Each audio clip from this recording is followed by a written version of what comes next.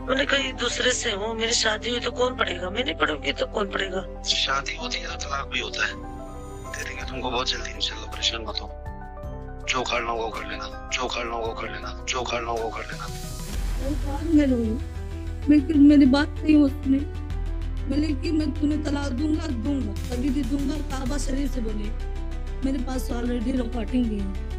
बोले दूंगा तो दूंगा, लेकिन मैंने कहा कि मेरे 3 बच्चे कहाँ जाएंगे अगर तलाक दोगे तो, हम कहाँ लेके जाएंगे। बोले मेरे बच्चे दो, तो मैं बोली कि कोई माँ नहीं दे पाएगी बच्चे बिना। लेकिन नहीं, कोई लड़ाई नहीं हुई थी। वो खुद मुझसे रास्ता छोड़ दिए बात करने के लिए, हज पे गए। और हज के बाद मैंने जब वहाँ मक्का शरीफ में पहुँचे, मैंने फ़ोन लगाया, कई बार लगाया। वो बहुत टेंशन में थे, किसी बस्ती में किसी लड़की से भगा कर शादी किए थे, तो उसी का मैटर चल रहा था। तो वो बहुत ज़्यादा उससे मतलब झगड़ा लड़ाई हुई, वो तलाक मांग रही थी, तो उसको भी तलाक दिए मेरे सामने। और उसके बाद वो बहुत बोले कि मैं बहुत टेंशन में हूँ, ये हूँ, मैं डिप्रेशन में हूँ, मैं उससे बहुत इश्क करता हूँ। मतलब ऐसे कई लड़कियों से वो रास्ता करे, शादी करते हैं, छोड़ देते हैं। गौरवपुर से मतलब ऐसे ही काम चल रहा था उनका, किसी लड़के से बात कर रहे थे, तो मतलब मैं बहुत परेशान हुई, उनको बहुत समझाई ये बात मत करो। 2 बच्चे थे मेरे, एक लड़की लड़का। उसके बाद उन्होंने धमकी मुझे दिया, अगर तुम ऐसे करोगे, मुझे टॉर्चर करोगे तो मैं तुम्हें तलाक दूंगा। तो मतलब मैं बहुत ज़्यादा मुझे टॉर्चर किए। उसके बाद जब मैं फिर बहुत ज़्यादा टेंशन में आई, तो फिर केस किया।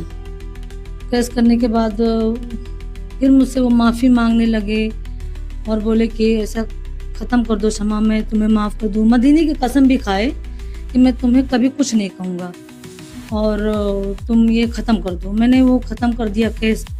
उसके बाद फिर किसी लड़की से रास्ता किए, बस्ती की एक लड़की है कोई, उसको भगा कर शादी उदी किए।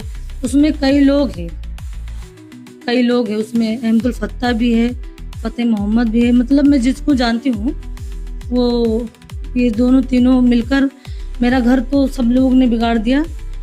लेकिन अहमदुल फत्ता ने निकाह उसी ने पढ़ा है, और फ़तेह मोहम्मद जो है वो चैनल चला रहा है शहबाजिया, वो उनका दाहिना हाथ है। जो करता कहता है कि मोहम्मद अली की बात मैं किसी से नहीं कहता हूँ, वो मेरे भाई हैं, मैं किसी से बता नहीं सकता हूँ। हालांकि वही घर बिगाड़ा मेरा। सिर्फ एक अम्मी और फ़तेह मोहम्मद, अहमदुल फत्ता, ये सब मिलकर साजिश रचे मेरे साथ। मुझे कुछ नहीं पता था, मैं इससे एकदम वो थी। लेकिन जब बीच में जब उम्रा करके आए, रमजान शरीफ की बात हुई, जब उम्रा करके आए तो मदीना गए थे, फिर भी मुझसे बात नहीं की, इतना तक नहीं कहा कि मैं मदीना जा रहा हूँ, मुझसे सलाम तक नहीं की। मार पीट, मुझे कुछ तकलीफ थी गले में तो चले गए वो। कोई बात नहीं, मैं रो रो के अपने घर में बैठी थी। उसके बाद मेरा गला बहुत दर्द हुआ था, ऑपरेशन के लिए मुझे लखनऊ भेजने के लिए कह रहे थे, लेकिन नहीं गई। उसके बाद उन्होंने हमसे बात नहीं की। फिर मैं घर पे आ गई, उनको सुनी कि मैं वो मदीने से आ रहे हैं, मदीना शरीफ से, तो मैं घर पे गई। घर पे गई तो बोले कि क्यों आई। मैंने कुछ नहीं कहा। वो ऊपर गए, लेटे, खाए पिए। उसके बाद नहीं बोले। ईद आ गई, फिर भी नहीं बोले। ईद की जब नमाज पढ़ के आए तो थोड़ा मतलब बात हुई। उसके बाद बोले कि मैं जा रहा हूँ सोने। किसी बच्चे से तो कोई ताल्लुक मोहब्बत कुछ नहीं। और इसी लड़की का मैटर कोई था, वो जहाँ बस्ती की लड़की थी, तो वो उससे निकाह किए थे। फिर उसके बाद वो लड़की खुद शादी कर रही थी, कहीं शादी कर रही थी, तो ऐसे ऐसे बात होने लगी। बताया, फ़तेह मोहम्मद ने बताया कि वो लड़की दूसरी शादी कर रही है और तुमसे ऑलरेडी निकाह हुआ है। तो वो मतलब वो टेंशन में हुए। 24 तारीख को गए, दिन में उससे पूछताछ की, उसको मारे। उसके बाद उसको बस मामला बाज गया।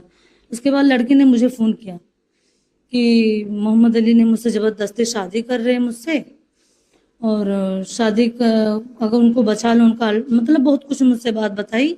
मैंने उनको फ़ोन लगाई कि ऐसे ऐसे लड़की ने बात मुझसे कर रही थी, क्या बात है, कोई मैटर है। बोले नहीं, तुमको आऊँगा तब बताऊँगा। उसके बाद आए, बोले मैं उससे शादी किया हूँ। फिर मतलब वो लड़की बहुत जिद की कि मुझे तलाक दो, तलाक दो। हालांकि वो मुझे मेरे सामने ही तलाक दिए, उसको तलाक दे दिए। उसके बाद बीच में कोई फोटो वायरल हुई थी, गोरखपुर की कोई लड़की थी, पहले वाली लड़की।